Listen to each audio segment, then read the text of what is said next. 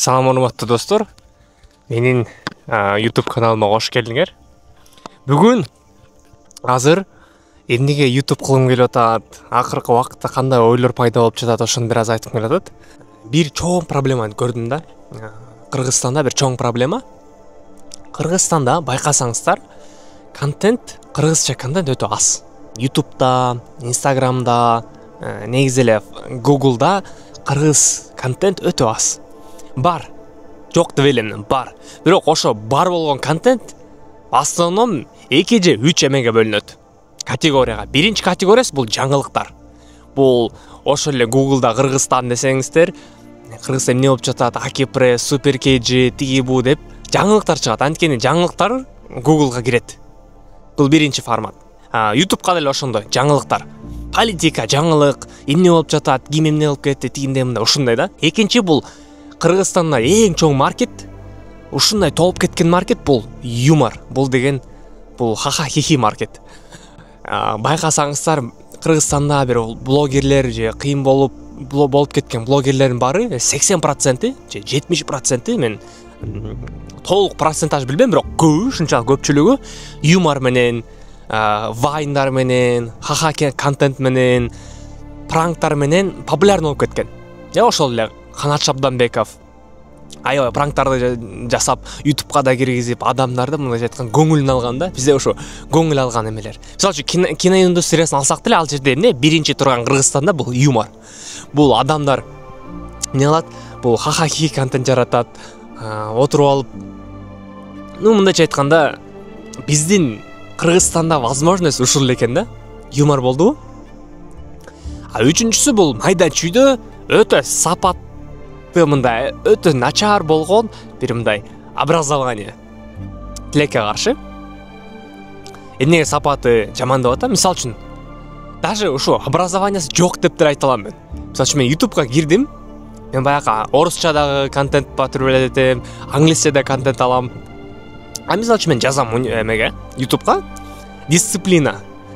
Кантип дисциплина болуу керек, дисциплиналуу адам болуу керек деп мен англисче жазганда толтура чыгат.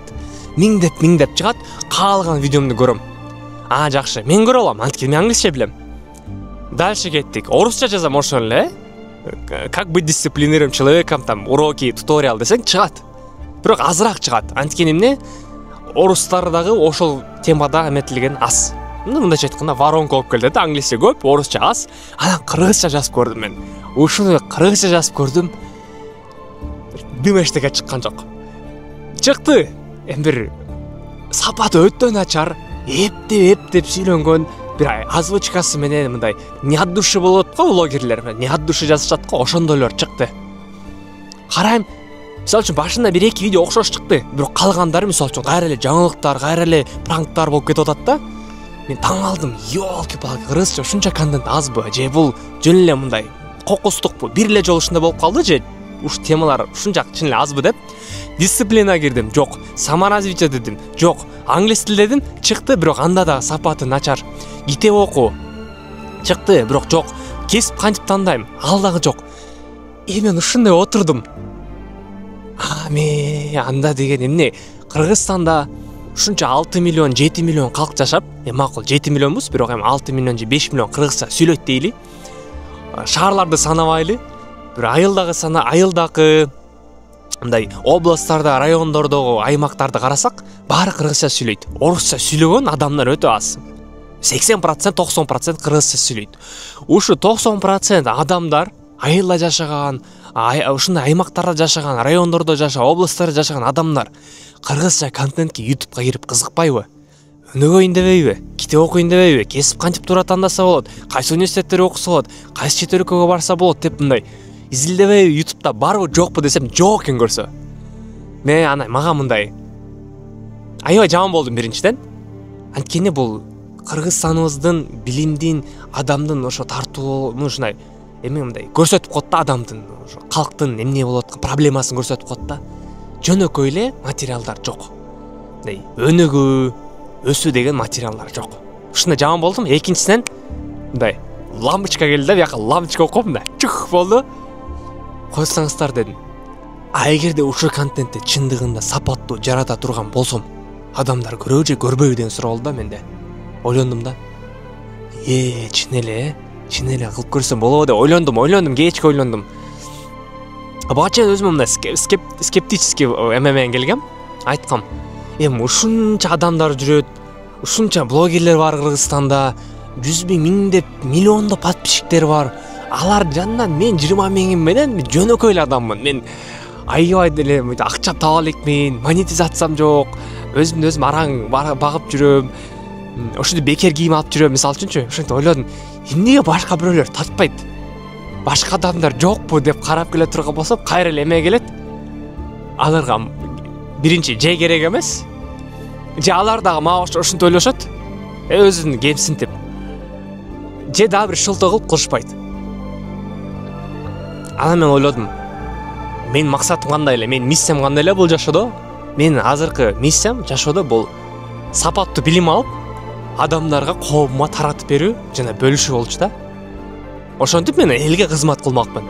Билим менен, билимди жайылтуу менен, илимди жайылтуу менен.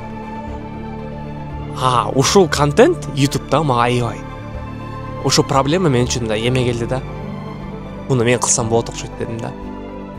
Ооба, мен аябай тажрыйбам жок бул жерде. Аябай билимим жок, бирок мен ушуну баштасам, менин аркамда башка адамдар келет. Менин аркамда башка адамдар кызыгышы мүмкүн. Элестетсеңиздер, кийин бир 2, 3 жыл, 4 жыл, 5 жылдан кийин YouTube'ка кирип, мисалы үчүн, любой тематикада мындай саморазвитие дегенди бассаң, кыргызча менин бетим, менин жүзүм, анда менден кийин башкалардын баары турса. Мисалы үчүн, планирование деген чоң бир тематика бар. Ошонун бир толтура, мисалы үчүн, приложениялар бар да. Ошол эле Notion бар, Trello бар, TimeStripe бар. Мен билгендерденчи, мен колдонгондордон day to day ушуга толтура эмелер бар да. Ушуларды кыргызча түшүндүрүп, адамдарга планировать этсе болот, Google календар менен ушинтип колдонсо болот деп, ушуга смал мындай жазып көрсө, адамдар кызыгабы, кызыкпайбы деген чоң суроо турат да азыр дагычы. Бирок ушуну кылганга даярып турам да. Анан ошондуктан бир чоң мындай айтканда босогодо отурам. Менин будильнигим чырылдап атат. Саат 7:45 болду. Будильник чырылдап, негизи ушул маалда турмакмын да. Анан бир чоң иштин, чоң сапардын босогосунда турам. Чоң сапарым меники YouTube'да, Instagram'да саморазвитие, өнүгүү, өсүүгө тиешелүү кыргызча контентти түшүрүү. Бул чоң сапар. Ичинде толтура нерселер кирет, мен айткандай, ичинде тайм менеджмент да кирет. Кантип убакытты туура колдонобуз, кантип энергияны колдонобуз. Мунун баарын өзүмдүн эмемен өткөргөм. Тажрыйбам бар да bundan. Чоң эмес болбосо да, кичинекей тажрыйбам бар. Өзүм 9-класстан баштап убактымды туура өткөргөнү жакшы көрүп, китептерди окуп, дневник жазып, ушулардын баары мага эмне алып келди? Ушулардын аркасынан ушул жерге келип, азыр Гонконгдо отуруп сиздерге видео тартып жатамбы же жөн эле анын баары мындай керексиз болуп калдыбы дегендин бир жообун ушу менин влогумда, менин контентимде издегим келип жатат да. Ушу босогосунда турам, мен азыр ойлонуп жатам. Кылсамбы, кылбасамбы? Чечтим, кылайын дедим. Бирок дагы деле мындайча айтканда сомнениялар көп да. Көп проблемалар, көп маселелер турат экен билем. Биринчиден бул ошондо контентти жазып чыгыш керек. Экинчиден ошондой контентти отуруп, жазып, монтип, түшүрүп сүйлөш керек. Үчүнчүдөн мен өзүмдүн дикциям жакшы болуш керек. Мени байкасаңыздар, көп проблемаларым бар. Сүйлөгөндө орусча сөз аралаштырып, англисча сөз аралаштырам. Нормалдуу эле нерсе болуп калган. Анткени мен орус классы окугам, мен кыргыз классы бүтүргөн эмесмин. Көп адамдар таң калышы мүмкүн. Мен 11 жыл садикте да орусча, 11 жылда орусча классы бүтүрүп, жыйыртын, оертын орусча жазгам, 203 балл алгам. Мен орус тилим жакшыраак. Азыр окуганда китепти, подкасттарды, башка материалдарды, ушундай контентти мен орусча өзүм алам дагы, анан англисче алам, анан кыргызча которгонго аракет кылам да, кыргызча ушундайм да. Анткени кыргызча контент жок. Ошол да. Анан Instagram'da да азыр байкасаңыздар керек. Instagram'da да мен эмнеге орусча билсем деле, англисче билсем деле, түркчө бир аз сүйлөйм, башка тилдерди билсем деле эмнеге кыргызча кылгым келет? Анткени кыргыз тилдүү контентти Instagram'da, YouTube'да көбөйтүш керек. Особенно деген сөздү көрсөңүздөр, орусча айтып атам. Особенно өнүгүү, өсүү, личный бренд, анан жакшы адам болуу. Мисалы, ушу тарапта өнүгүш керек деп ойлойм. Ошо достор, бул менин оюм. Сиздер кантип ойлойсуздар? Мен ойлонгон процессим, мышлением туура элеби? Сиздерден чоң бир мындай колдоо керек жана сиздердин оюңуздар керек. Ошо комментарийге аябай оюңуздарды жазыңыздар. Аляскар, ушундайлар кылсаң болот деп мага идея бериңиздер, суранычы.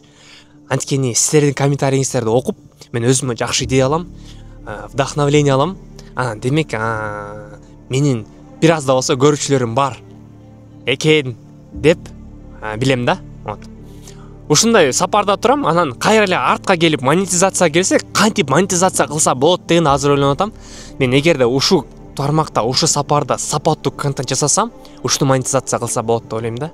Мисалы үчүн менин максатым 20-25 жылдын аягына чейин, декабрдын айына чейин өзүмдүн жеке курсумду старт алуу. Жеке курс, марафонду старт алуу. Марафондун ичинде мен уже кече күнү отуруп жазып чыккам, 5 модуль болот. Бул биринчи өнүгүү деген эмне? Өнүгүүнүн ичинде дагы 5 видео бар. Дагы главный модуль бул финансовая грамотность. Финансовая грамотность деген эмне? Анын ичинде дагы 4 видео бар. Внутреннее спокойствие, руханий маданияты, ичибизде кандай болушубуз керек, андай модуль бар. Дагы 1-2 модуль бар. Анан эме деген модуль бар. Бул өтө маанилүү, бул связи, network, тааныштар, адамдар менен сүйлөшүү, баарлашуу, коммуникация. Бул ушуга окшогон модульдар бул жашоодогу эң керектүү модульдарда, эң керектүү сабактар. Ошол сабактарды буюрса чачыратып, YouTube'га киргизип, Instagram'га киргизип, өзүмдүн жеке курсумда дагы сиздерди кийин чакырам, азыр эмес, анткени өзүмдө даярданышым керек. Өзүмдүн болгон бүт тети мына 21 жыл жашап жүрөмбү, ошонун бир акыркы 6-7 жылы мен үчүн сөзсүз мындай чоң сабак бергенде, ошо акыркы 6-7 жылда ойлонуп, эмне болгон, кандай нерселер болуп кеткен, эмне техникалар колдонгон, эмне методикалар колдонгон, ошолорду мага бир жерге чогултуп, сиздерге сапаттуу контент бергим келип жатат да. Ошо достор, оюм ушундай. Июлдун акыркы айы, жумасы, ушундай жерде отурам, Гонконгдомун. Буюрса 1 жылдан кийин, 2 жылдан кийин ушу видеону караганда, Аляскар, сен ушу жерде туура ойлонгон экенсиң. Молодец. Дерзай дальше. Сенде буюрса баары болот. Дагы келечегиң алдыда деген акыбалга келим келип жатат да. Ушундан өткөндөн кийин бир ушу келечекте бир өзүмдү карап, ушул моментте баштаганың өтө туура болуптур. Сенин адамдарың да сага жардам бергени, контент жасап колдогону дагы өтө сонун болуптур деген бир эмеге жетким келип жатат да. Вот. Ошо достор, ушундай нерсеге келдик. Аябай көп болуп кетти, кечирим сурайм. Катталыңыздар, комментарий жазыңыздар, оюңуздар калтырыңыздар жана ушу видеону сураныч баарынан бөлүшүңүздөр. Анткени мен айткан сөздөр бул жалгыз эле кылгым келген жок. Ушуга кылган сөздөрдү, ушу кылган проблеманы элдин баарын, кыргыздарды чакырат элем, кыргыз блогерлерди чакырат элем, сиздерди чакырат элем. Instagram'га, YouTube'га контент кыргызча киргизиңиздер. Жардам бериңиздер. Анткени биз кыргызча кылбасак, бизден кийинки урпактарыбыз, бизден кийинки поколение кылбаса, кийин дальше эмне болот? Кудай өзү билет да. Жылдан жылга азайып кете берсе, искусственный интеллект өнүгүп кете берсе, биздин тилибиз унутулуп кетиши мүмкүн. Бул чоң маселе, бул чоң докладдар чыккан, бул чоң исследование кылышкан, мунун баары айткан сөздөрүм туура. Эгерде бир тилде материалдар, контенттер Instagram тармакта, интернет тарапта көбөйбөсө, келечекте тил жоголуп кетиши мүмкүн. Достор, ушундай. Вот. Буюрса, алдыга кетели жана сапарыбыз байсалдуу болсун. Салам алейкум.